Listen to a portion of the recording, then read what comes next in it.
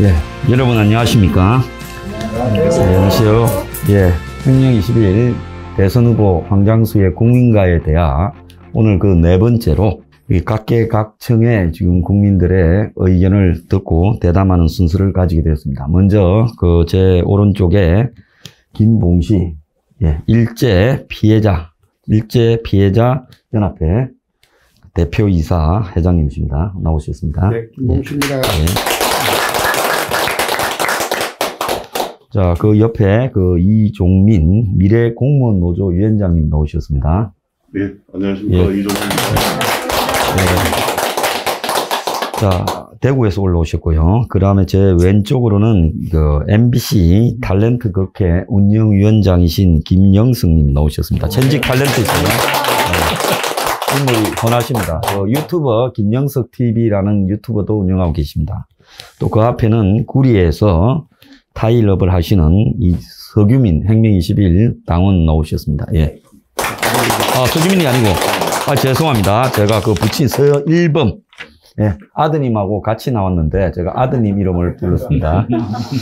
그래서 아드님이 아버지하고 같이 대담하기 싫다고 아드님은 이후에 따로 등장하게 됐습니다. 예, 서일범님 나오셨습니다. 자, 먼저 김봉희 선생님. 네. 혁명 21은 일찍 공약에 우리 김인성 고모님도 계시고 일을 해서. 네. 지난번에 일제 피해자 문제, 징용 피해자 문제를 가지고 한국 대법원이 그게 이제 한국에 있는 일본 기업들의 주식 재산을 몰수하지 않았습니까? 네. 예, 그래서 한일 간에 지금 이 문제까지 됐는데요. 그래서 저는 이 생각을 하기에 어쨌든 일본이 주장하고 있고 저도 개인적으로 그것은 맞다고 봅니다. 우리 김인성 고모님이 자료를 많이 가져오셔서 봤는데 당시 한국 정부가 경제개발 자금으로 명목으로 일체 추가 청구를 하지 아니한다 하는 조건으로 일본으로부터 이 당시 돈을 받았고 네. 당시로서는 굉장히 큰 돈이죠. 네. 유무상 차관을 지원받았고 그리고 그걸 갖다가 당시 피해자들에게 주지 않고 정부가 전용해서 썼단 말입니다. 네. 포철도 만들고 경부고속도로도 만들고. 그럼 이제 살만해졌으면 당연히 정부가 5.18부터 시작해서 요즘은 4.3 여수 순천까지도 거론하는 마당에 일제징용 피해자 문제는 한국 정부가 징용 피해자들에게 보상을 먼저 하고 선보상을 하고 일본과의 관계는 나중에 서로 간에 이 민간 지원을 받는다든지 해서 해결해야 된다 이런 입장을 가지고 있는데요. 지금 피해자 연합회 입장은 어떠십니까? 저희들 이 문제는 분명히 우리 정부에서 해결해야 된다고 보고 있습니다. 예. 18년도에 10월 30일 날 대법원에서 판결을 내릴 때 저도 그 자리에 참석을 했습니다. 계셨어요? 예. 이거는 우리 정부에서 우리들 회원들을 기만하는 거고 우리 국민에 대한 기만입니다. 예. 정부에서 완전히 이 문제를 해결하려고 저희들 믿고 있고 지난 정부에서도 이 문제 때문에 저희들이 말이 많았습니다. 우리들은 어떻게 하든 저희들 문제를 해결하려고 하겠고 지금 황 대표님께서도 거론하고 계시고 황 대표님 공약도 들어가 있습니다만 이거는 이 정부에서 해결해야 될 것으로 믿고 있습니다. 예. 자, 근데 다른 대선 후보들은 이 문제에 대해서 국민의힘당이나 네. 더불어민주당이나 이런 데 가서 가지고 말씀을 안 하셨습니까?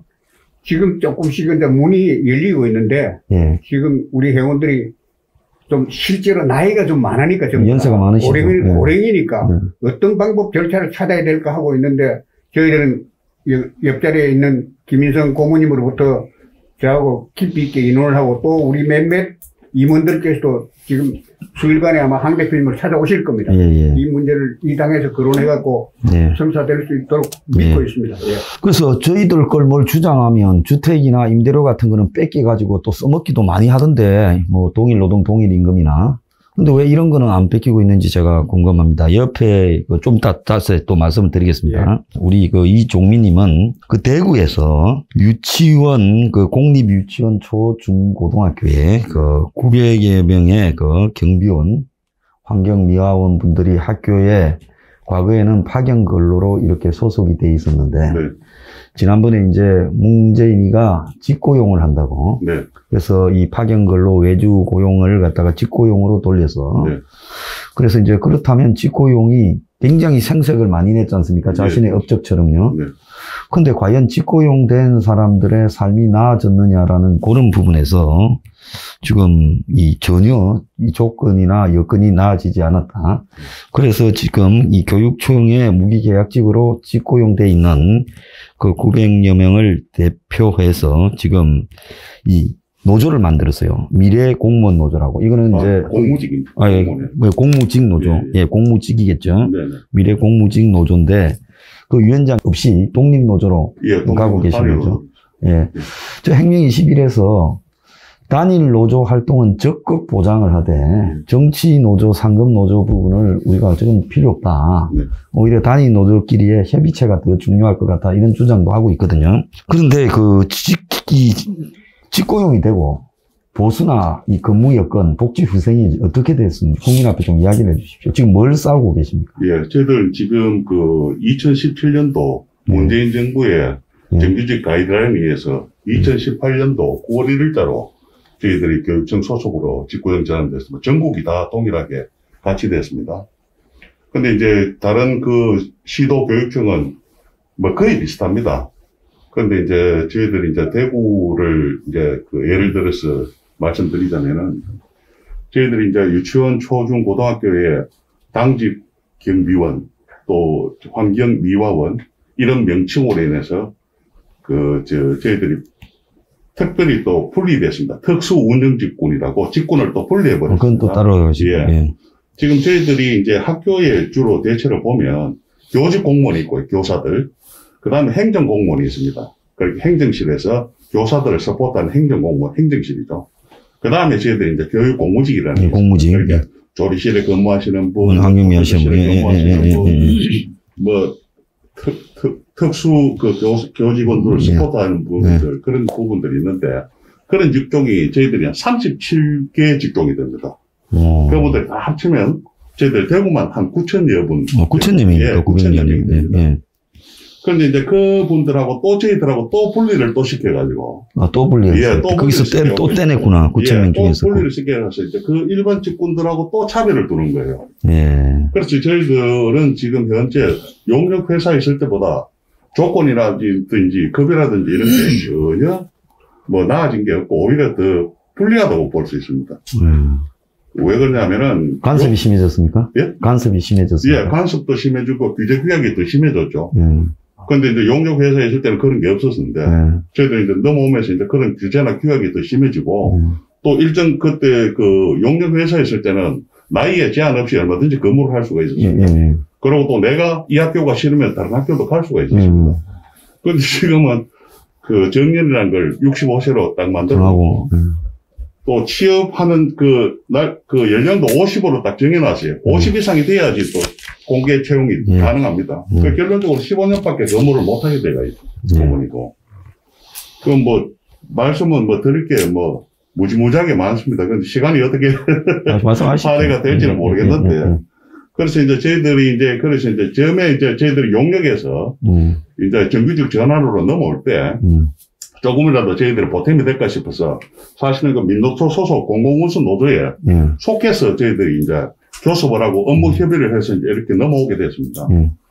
그런데 사실은 그때 넘어올 때만 하더라도 저희들이 이게 정부의 정규직 가이드라인이 있는지 없는지조차 그런 규정이 있는지조차도 몰랐고 그러니까 교육부에서 지침이 내려온 것조차도 없었습니다. 오늘 제가 이게 증거 서류를 다 가지고 왔지만도 이거는 이제 제가 공공운수 노조 소속으로, 조합원 소속으로 있다가 이래 보니까 너무나 현실하고 안 맞는 부분이 괴리가 너무 많고, 이 사람들이 장난치는 게 너무 눈에 보여서, 그래서 할 수 없이 이제 저희들이 별도로, 빠져나오셨네요. 빠져나와서 단일 노조를 만들어서 대표님의 또 힘을 얻어서 또 저희들이 또 그렇게 열심히 싸우고 있는데, 지금 또 너무나 이 방해가 너무 심하고, 공공운수 상급 노조 소속으로 걸려 있는 사람들이 굉장히 방해를 심하고 굉장히 힘듭니다, 사실. 예, 다음번에 또 말씀을 추가를 해 주십시오. 우리 설벌님은 오늘 아드님하고 일찍 오셨어요, 구리에서. 그죠? 예. 그래서 이제 우리 혁명 20일 당원인데, 이제 이 타일업을 또 하시고, 예. 지난번에도 사무실에 또 왔다 가시고 그랬는데, 지금 혁명 21당원으로 지금 어떤, 지금 요즘 이 대선 운동을 보면서 한국 사회가 어떻다고 보십니까? 지금, 한국 사회 문제는 뭐 대표님이 방송도 많이 하시고, 그다음에 여러 사람이 다들 공통적으로 느끼는 게 있을 것 같습니다. 네, 제가 프레카너스도 하고, 입당원서도 다 들어다니면서 느꼈던 점이라든지, 같이 우리 당원들끼리, 구리시에는 좀 다른 지역이 그래가지고 많이 활성화가 돼 있는데, 이제 당원들끼리 이제 으쌰으쌰를 하는 과정에 있어서도 문제들이 좀 있는 것 같아요. 그런 문제를 좀, 그게 이제 보편적인, 우리 혁명이식 당원이라면 거의 다 가지고 있는 보편적인 문제인 것 같아가지고 그 말씀을 좀 드리고 말씀하시고 왔습니다. 그래서 지금 우리가 지금 활동하다 보면은 가장 큰 어려움이 많이 안 알려져 있고, 그 다음에 저는 이제 다구리 민주당으로 오는데 얘네들이 지금 뭐 숫자를 뭐라고 해야 되나 통일전선이라고 해야 될까요? 그런 식으로 지금 많이 여러 사람 모여가지고 한 사람 자꾸 패고 뭐 이런 식으로 움직이는데 우리가 좀 대응하고 막 이러는데 좀 굉장히 어려움이 많습니다. 일단은 문재인 정권은 반대를 하고 이런 얘기들을 하다 보면은 피하는 사람들이 되게 많습니다. 물론 이제 전체적으로는 지지를 많이 하는데, 자, 그럼 이런 문제들을 어떻게 해결할 것인지 여러 고민이 많은 거고요. 제가 좀 말하는 방식이 조금 독특해가지고, 편하게 좀 말씀드려야 될지 모르겠는데. 편하게. 얼마 전에 장년인과 서울대학교 교수, 장대익 교수라고 있어요. 그 다음에, 이번에 일자리 위원장이었던 최재천 씨, 이화여대 교수.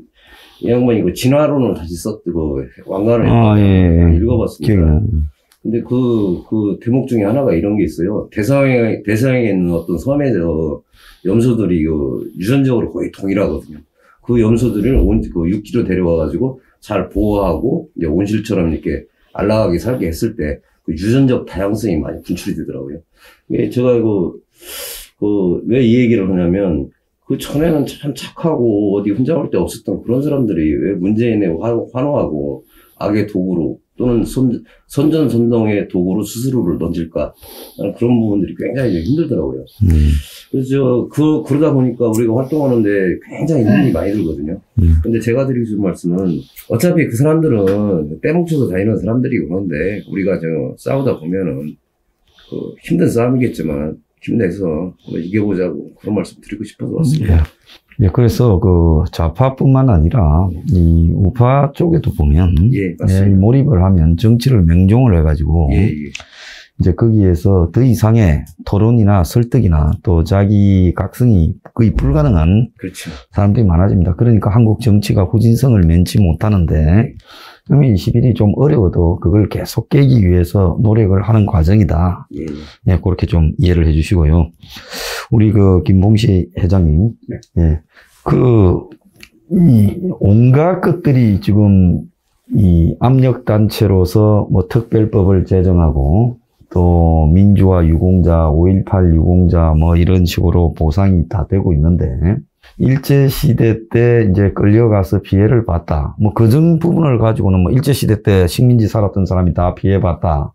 이래서 그냥 그걸 갖다가 특별히 어떤 사람만 보상할 수 없다. 이렇게 넘어갈 수 있겠지만 일본이 당시 이제 해방이 되고 이승만 대통령 때까지는 이 한일 간에 전혀 대립으로 협상이 안 됐고 그래서 한일 협정에 의해서 한일이 수교하기 전에 이제 징용 그 다음에 이런 사망자들에 대해서 일제가 포괄적 배상을 하지 않았습니까? 그래서 그때 이제 김종필 당시 이제 총리란 그분이 협상 대표로 나갔고 그 기록이 법적으로 다 남아 있어요.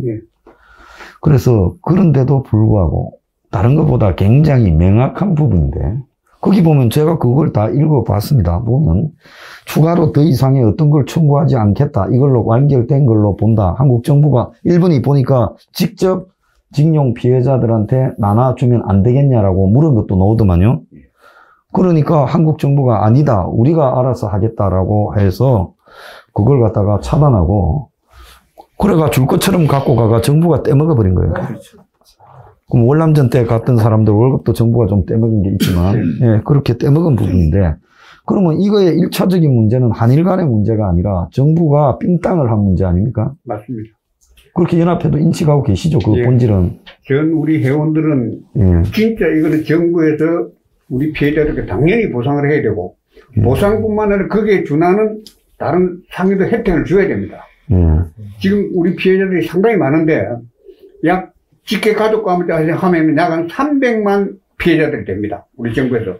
학자들이 기록하기는 그 당시에 약 800만 피해자 가족이 있다 이래 됐는데, 10몇 년 전에 일제 피해자 진상조사위원회에서 밝혀낸 정식 피해자들은 약 한 3만 명이고, 피해를 당한 가족들은 약 3만 명이고, 그 가족까지 다치면 103만 얼마라고 나옵니다. 문서상에.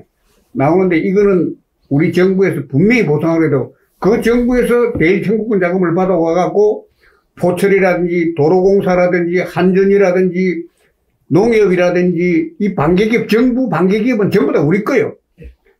포항제철이 44.4%가 일제 피해자들 돈을 포항제철로 만들었습니다. 하나 예를 들면 포항제철 안에 지금 반개기업이 몇 개입니까? 광양제철소까지 하면 건설회사, 심지어는 사업재단까지 있습니다. 이러는데 진짜 박 대통령이 살아계셨으면 우리 국민 소득이 얼마가 되면은 이건 일제 피해자들에게 돌려줘야 된다 하는 건 문헌도 있습니다. 있는데 그 이후에 정부에서 유야무야 해갖고 IMF 때도 김대중 대통령이 어렵다고 그러니까 포철에서도 3조 몇천억을 정부로 넣어줬어요. 아, 그런 기금조로. 예. 예. 그래서 그런 거 등등을 보면은 우리는 분명히 정부에서 이 돈을 받아야 되고 보상 혜택을 받아야 됩니다. 그런데 지금 예를 들어서 정부가 각종 그 유공자로나 이렇게 하는 부분에 보면 별의별 사람들, 가짜들도 다 유공자라고 해서 받고 있는데 이 문제가 이렇게 정리가 안 되고 있는 거는 이 문제에 앞장서 있는 사람들이 한국의 운동권 세력이거나 이런 정치적인 세력이 되지 못하고 있기 때문에 이렇게 지금 움직이지 못하고 있는 거 아니겠습니까? 저는 그렇게 보이는데요. 예, 실제로 그렇습니다. 예, 전부 흩어져 있는 일반의 이 힘없는 민간인들만 구성되어 있다 보니까 이 문제에 대해서 그 정치인들이 별로 이 문제를 갖다가 귀담아 듣지 않는다. 그동안 많은 정치인들 만나셨죠? 수많은 정치인들로 만났어도 특히 문재인이 정부에 들어와서는 어떤 게 있냐 그러면 우리가 해수로는 작년 초에 우리 문제를 국회에 가서 다뤘고 또 우리들 문제를 깊이 있게 전 국회의장 하신 문희상 의장님께서도 우리들 법을 만들려고 다 준비가 돼 있더랬습니다. 그런데 주사파들이 좀 고약하게 이야기하면 요즘 좀 못된 사람들이 우리들 법 통과되는 거를 방해를 합니다. 그 이유가 그 정치적으로 도움이 안 되니까 문재인 정부 쪽에서 자기네들이 먹고 살 게 없어요. 예를 들어서 민족문제연구소 같은 데는 예를 들어서 이야기입니다. 민족문제연구소 같은 거는 우리들 피해자한테 어떤 혜택을 줘서는 안 된다 하는 게 상식이 되겠죠. 자기네들 먹고 살 일이 없어. 그 다음에 시민연대 예를 들면 위안부 할머니들 다룬 윤미향 사건 보십시오. 그렇게 멀쩡한 사람들이 있기 때문에 우리들 문제가 해결 안 되고 있다고 보십니다. 아니, 그러니까요. 제가 제 의견을 좀 말씀드리면, 정치적으로 걔네들을 바라보니까, 친일 프레임이라는 걸 씌워야 되는데, 거기에 걸림돌이 된단 말입니다. 그래서 이제, 그 일본 애들을 더 죽여야 되는데, 아니, 돈 받았는데, 대한민국 정부에서 돈 내라 하면 걔네들은 또 할 말이 또 없는 거죠. 그래서 어차피 이게, 그 징용 문제조차도 역사적인 문제조차도 정치 문제가 돼서 우리가 정치를 해야 되는 이유 중에 하나라고 생각합니다. 그래서 그 지금 일제 징용 문제는 항상 그 친일 반일 프레임을 걸 때 거기에 걸려가는 문제로 끌고 가는 것이 유리하지 해결되는 것은 유리하지 않다. 또 이걸 해결해 주려면 돈이 엄청나게 들 건데 그런 돈들은 다른 자기들 이 좌파 프레임에서 필요한 보상에 해주는 것이 우선이다. 이런 문제 때문에 아마 이 문제에 대해서는 얽히려고 하지 않고 계속 이렇게 유보 상태로 두고 가는 것이 유리하다라고 판단하고 있는 것 같습니다. 우리 이종미 위원장님. 그래서 아까 이 상금 노조에 들어가면 많은 도움을 바랄 거다. 그럴 수밖에 없잖아요. 혼자 싸우면 힘이 드니까. 그러니까 민노총이나 한국노총 양자 등의 상금 노조를 하나 택해서 보통 그 밑에 들어가서 이 조직원으로 싸우게 되지 않습니까? 근데 그런 과정에서 아까 탈퇴를 또 했다 들어가셨다가 하는 말씀을 하셨는데 상급 노조하고의 부분에서 어떤 불편함이 있었습니까? 그러니까 저희들 근로자들은 예. 진짜 이 민노총이나 한국노총의 양대 저희들 지금 노총 아닙니까? 거기서 이제 힘이 있으니까 저희들 근로자들을 위해서 진실도 싸워줄 것이다. 저희들 근로자의 처우 개선을 위해서 노력해줄 것이다. 이렇게 믿고 저희들 가입하고 활동을 했었는데 실질적으로 저희들이 부딪혀 보니까 오히려 저희들 현장에서 일하는 열악한 근로자들을 이용한단 말입니다. 그래서 이거는 아니다. 그래서 수차례 저희들이 또 지도부하고 많이 싸웠습니다. 이렇게 가서는 안 된다. 그래서 그 사람들은 그걸 갖다 근로자들을 정치적으로 이용하려 그러지 순수하게 근로자들을 위해서 그 사람들이 노조 활동을 하는 건 아니란 걸 저희들이 깨달았기 때문에 나와서 저희들이 따로 단일 노조를 만들게 되었습니다. 그러면 거기 들어갔을 때 산별 노조에 소속됐을 건데 어디 공무원 공공운수 노조 공공운수 노조에 들어가셨습니까? 예. 트럭 운전사하고 같이 묶어갖고 공공운수 이게 말이 안 되는 거죠. 공공운수 노조라 해서 공공 분야에 종사하시는 이 노동자분들을 트럭 지금 파업하시는 분들 그런 분들을 노조하고 같이 묶어서 공공운수 노조라고 그렇게 하시는데 현재 이게 지금 요즘에 교사들이 학교에서 숙직도 안 하죠, 밤에. 예, 그 일을 이제 저희들이 하고 있습니다. 옛날에 선생님들이 하고 있던 일찍 숙직 업무를 저희들이 하고 있는 건데, 그러니까 선생님들이 예전에는 숙직서 쓰고 단직도 쓰고 다 했던 다 했죠. 이제 그 부분을 이제 안 하니까 못하겠다. 정규조가 만들어져서 못하겠다 그러니까 이제 그런 공무직을 뽑아서 자기들 하기 싫은 일을 하고 있는 거죠. 예. 그렇죠. 자, 그래서 이것도 다 정교조 때문에 입장이가 생긴 건데. 그런데 이제 이 공무직에 대해서 과거에 용역회사에서 파견 근로를 하실 때 보수하고 지금 직고용으로 무기계약직으로 교육청에 그러면 교육청 소속이죠. 대구 교육청 소속이죠. 대구 교육청 소속. 그럼 그 임금이 격차가 어떻습니까? 똑같습니다. 똑같습니다. 최저임금입니다. 그럼 똑같으면 뭐 하려고 바꿉니까? 그러니까 저도 이해를 못 하겠습니다. 왜 이걸 왜 만들었는지. 오히려 저희들은 더 불편하고, 더 불합리하고, 더 차별 대우받고 있는 실정인데, 왜 이렇게 고용을 해서 저희들이 오히려 더 고통을 겪게 하는지 저희들은 모르겠습니다. 문 정부가 자랑하는 20만 명이 직고용됐다 어쨌다 하는 그 숫자 속에 그러면 이 위원장님의 노조원도 전부 포함되는 거예요? 예, 다 포함되겠죠. 그게 당시 이게 비정규직이나 하청이나 외주 용역을 전부 직고용으로 하겠다는 근본적인 목적은 그분들이 외주 파견 근로 하청으로 이렇게 일을 하게 되면 사실상 이 업무를 보는 회사라 그 조직을 위해서 일을 하는데 고용주는 다른 사람이고 그래서 중간에서 누군가 임금을 떼고 그래서 처우가 열악하기 때문에 직고용을 한다. 이게 우리가 문재인이가 취임하고 이틀 뒤엔가 한국공항공사에 가서 비정규직을 전부 직고용으로 하겠다고 했던 거 아닙니까? 정규직화. 근데 정규직화 됐는데 똑같은 조건이라면 그러면 옛날에 파견 회사에 줬던 돈이 또 있을 건데. 그거는 이제 교육청이 먹었습니까? 어떻게 됩니까? 그러니까 이제 저희들이 이제 직고용 전환되면서 이 정규직 가이드라인을 보면은 굉장히 정규직으로 전환시키면서 양질의 직업군을 만든다고 그런 식으로 가이드라인을 만들어서 그렇게 직고용을 전환을 했는데도 불구하고 저희들이 이제 예를 들어서 용역 소속으로 있을 때는 용역 회사들이 자기들이 인력을 쓰고 난 뒤에 남는 이윤이 있을 거 아닙니까? 그 이윤을 저희들이 직고용 전환됨과 동시에 그 이윤을 저희들이 복리후생비로 다 돌리게 그렇게 만들어 놨습니다. 그런데 사실적으로 저희들한테 지금 복리후생비로 돌아오는 거는 거의 터무니없이 부족합니다. 그러면 결국은 이 직고용이라는 부분이 또 다른 악용으로 된 부분이네요. 그럼 전국에 이런 식으로 말을 안 해서 그렇지 아마 이종민 위원장님 계시는 미래 공무직 노조처럼 이런 일들이 비일비재. 말도 못합니다. 그리고 저희들이 이제 아까 제가 말씀드렸다시피 교육 공무직이 37개 직종이 되는데 이 37개 직종에 임금이라든지 복리후생비라든지 이게 천차만별입니다.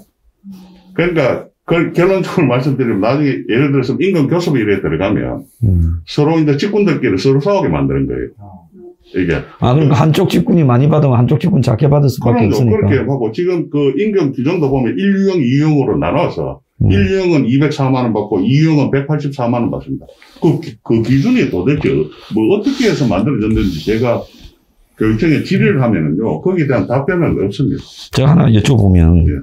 지금 정부가 이 예산 중에서 20.79%, 예. 그러니까 내국세 예산 중에, 여러분들이 내는 내국세 예산 중에 20.79%가 그냥 의무적으로 교육 예산으로 쓰게 돼 있습니다. 그래서 교육청에 돈이 남아 돌아서 애들 팔씨름 대회도 시키고 밥무로 하는데도 점심마다 밥을 했다가 버리고 별짓을 다 하고 있다고 지금 맨날 공사하고 인테리어 뜯어부고 공사하고 난리가 났다는데 돈이 그렇게 남아 도는데 그 제일 고생하는 그렇게 뭐 경비원 역할을 하시는 분, 환경미화 역할을 하시는 분들한테 그렇게 박하게 하고 있습니까? 예, 그렇습니다. 그러니까 돈이 썩어도 그런 놈들은 쓸 생각이 없는 놈들이네요. 예, 썩어도, 그러니까 지금 현재 그 대표님 말씀하신 대로 학교 현장에서 그런 일이 벌어지고 있습니다. 교육비가 남아 돌아가지고, 매일 부수고 공사하고 하다가 영화까지 써야 된다고. 예, 예산을 다 못 쓰면은, 그때 가서 이제 선생님들 책상도 바꿨습니다.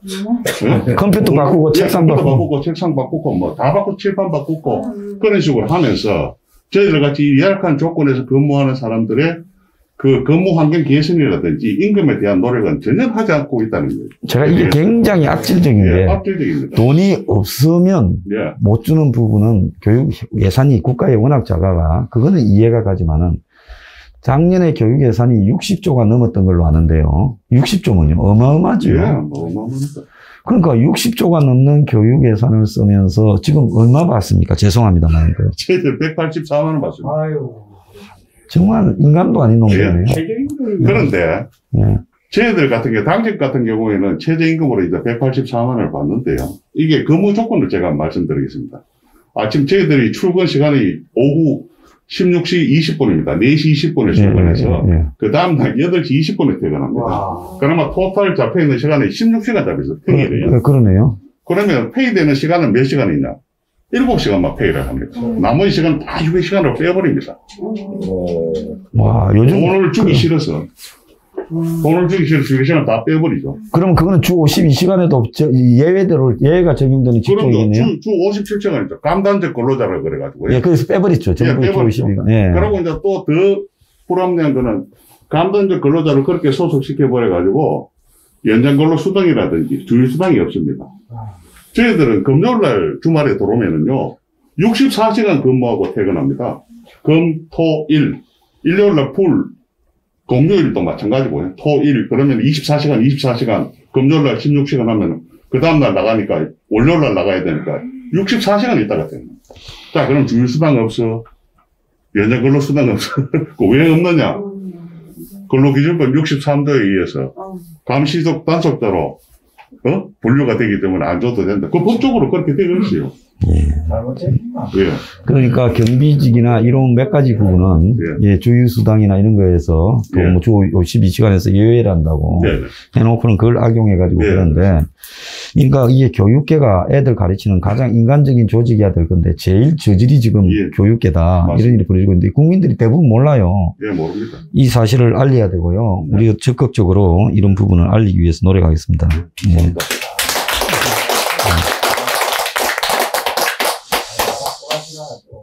자, 우리 구리의 서일본 당원님. 이 대화를 들어보니까 좀 어떻습니까? 좀 느낀 바가. 말이 안 나오는데요. 보면 해야 할 일도 너무나 많고. 우리가 지금 저희하고 대표님 뜻에 동참을 해서 사회계획이나 정치계획도 하는 거고, 부분적인 부분들에 대해서 굉장히 많은 얘기들이 있거든요. 그 얘기들까지 다 듣기에는 제가 소화하기는 좀 많이 어렵네요. 이거 한번 보십시오.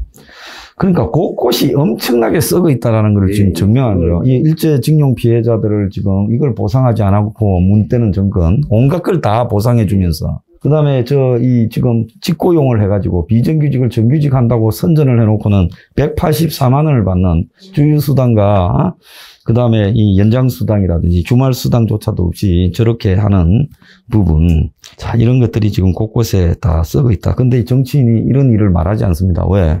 힘이 없는 사람이고, 첫 번째는. 두 번째는 이런 거를 갖다가 대변해봤자 돈이 안 되고 귀찮기만 하고 자기들한테 크게 도움이 안 된다는 거죠. 자, 우리가 그걸 잘 인식해야 될 것 같아요. 혁명 21은 사회 곳곳에 이런 부분을 다 까발려서 그 위선을 파헤치겠다 이런 생각을 하고 있습니다.